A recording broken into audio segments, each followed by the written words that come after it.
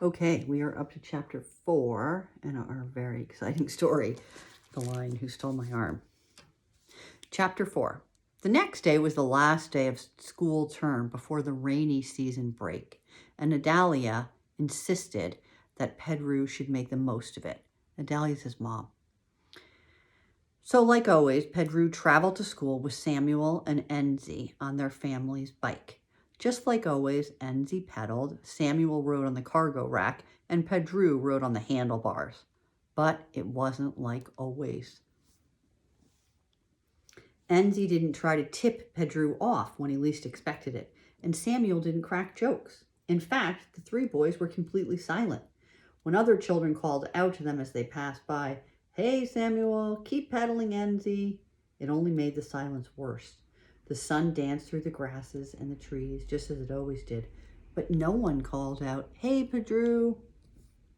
There was a soccer game happening when the boys got to school. The ball was just a bundle of grass wrapped in string, but the teams were two international sides, Bafana Bafana for the South Africa and the Black Mambas for Mozambique. Normally, Pedro would have been called in as a forward for the Mambas, but no one called for him today.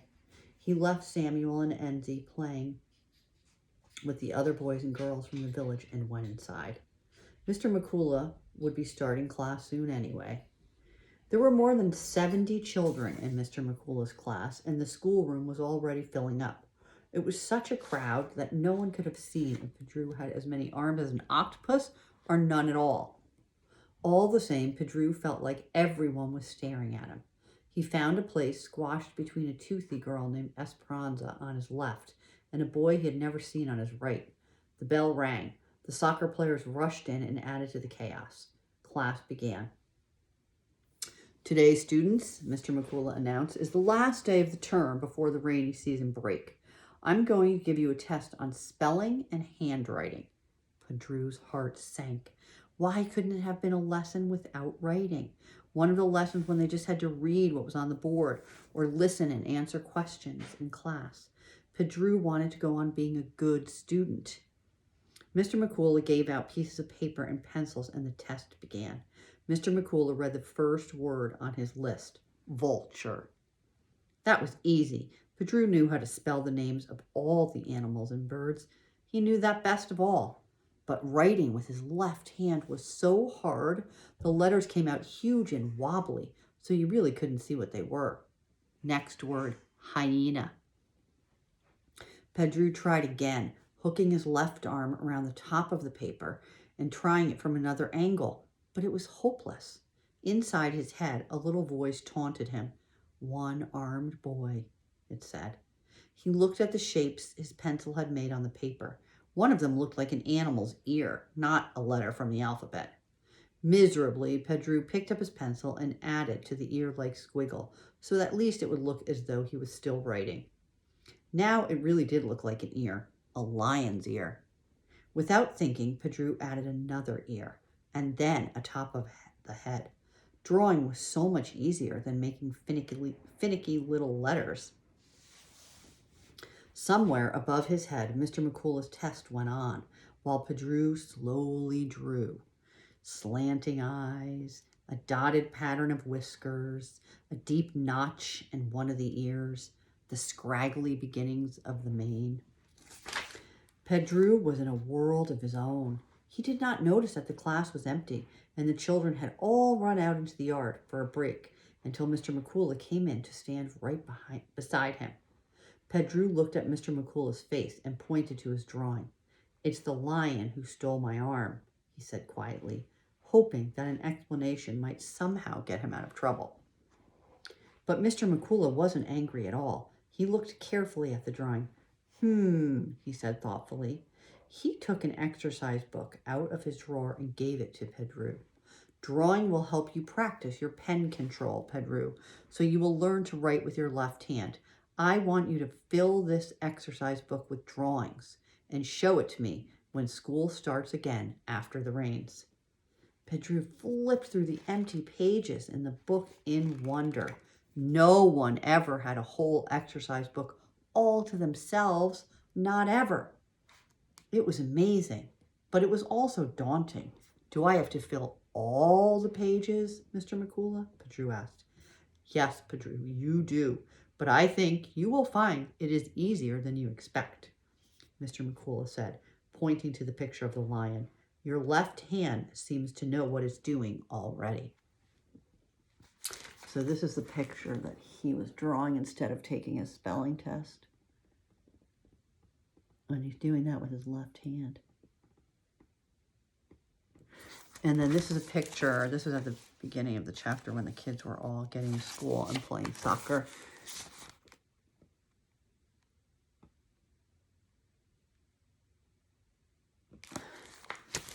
Okay. Chapter 5. Now that the rains had come, it was the busiest time in the fields. Everyone from the village was out working from dawn till dusk. Pedro was determined to prove himself to be just as strong and useful as always, digging, hoeing, and planting with his left hand. You will be like my Uncle Dano, his mother told him. He was a fine fisherman, even though a crocodile took his leg. Pedro knew she was trying to be kind, but he didn't want to be like anyone who was a cripple. He couldn't stand how the other children looked at him now, so instead of playing soccer in his spare time, he went off on his own and practiced with his spear. He threw it over and over again, strengthening his left arm and improving his aim. His mother did not let him forget Mr. McCullough's exercise book. Every evening when she lit the lamp in her hut, she put the book down in front of him. Throwing spears isn't the only kind of practice you need, she told him. One drawing every day, please. But after a few days, his mother did not need to nag him. It was comforting to recall some part of each day and see it come to life again under his hand. Slowly the pages began to fill up. A guinea fowl, a hammerkop. A hammerkop is a type of a stork with a feathery crest that makes its head look like a hammer. The new shoots showing in the rows in the fields, a basking lizard, his sister carrying a bucket between them. He stuck the drawing of the lion in the front of the book and looked at it each night.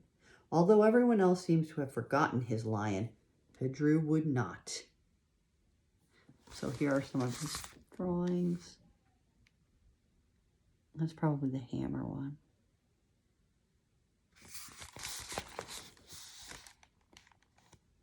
There's a lizard. And there's his picture of the lion.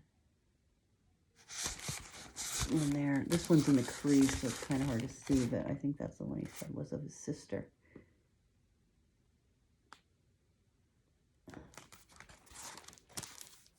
The rains fell and fell and fell. The river grew fat and spread out over the flatlands, leaving little sprigs of islands dotted in the muddy water.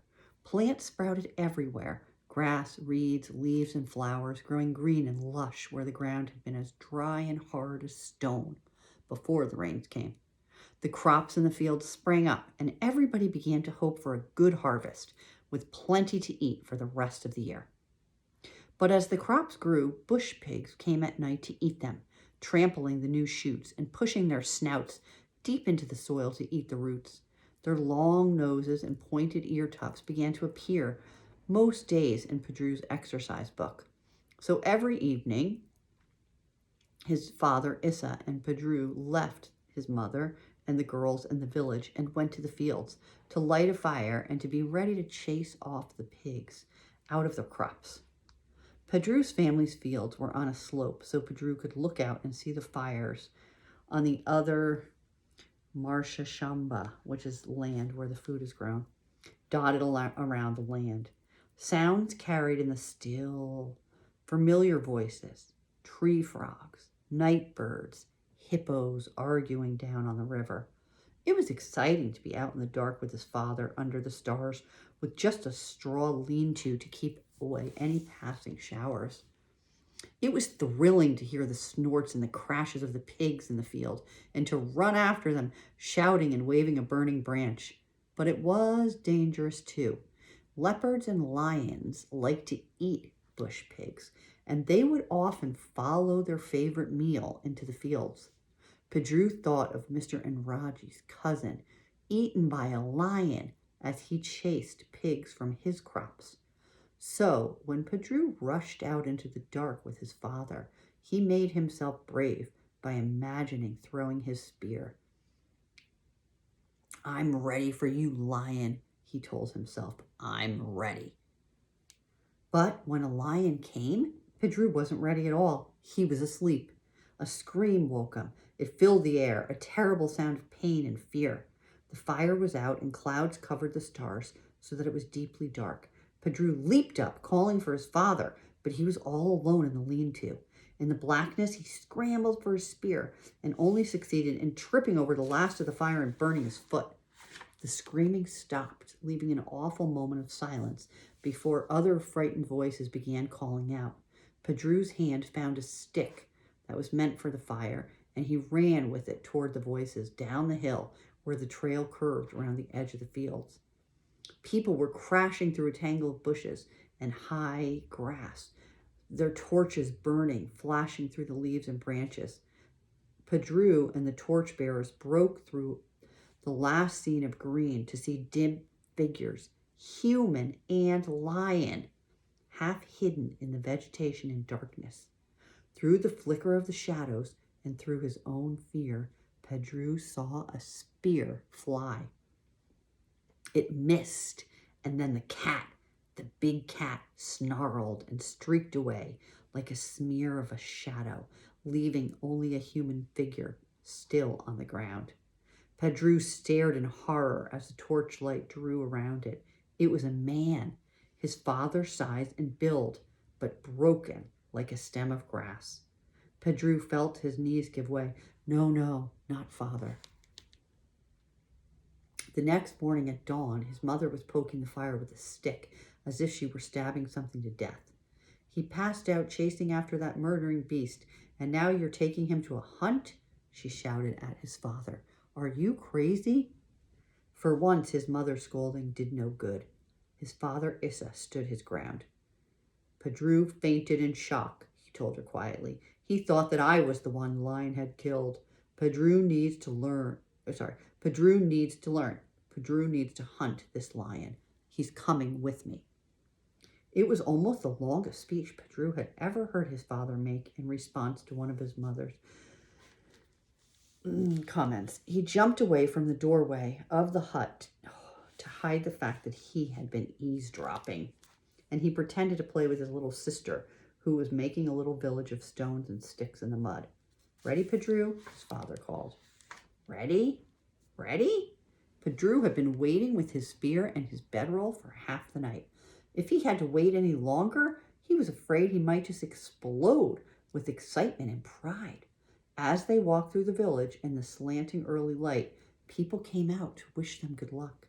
Enzi and Samuel and some of the other boys rode after Pedro and slapped him on the back, and the girls looked at him from under their eyelashes.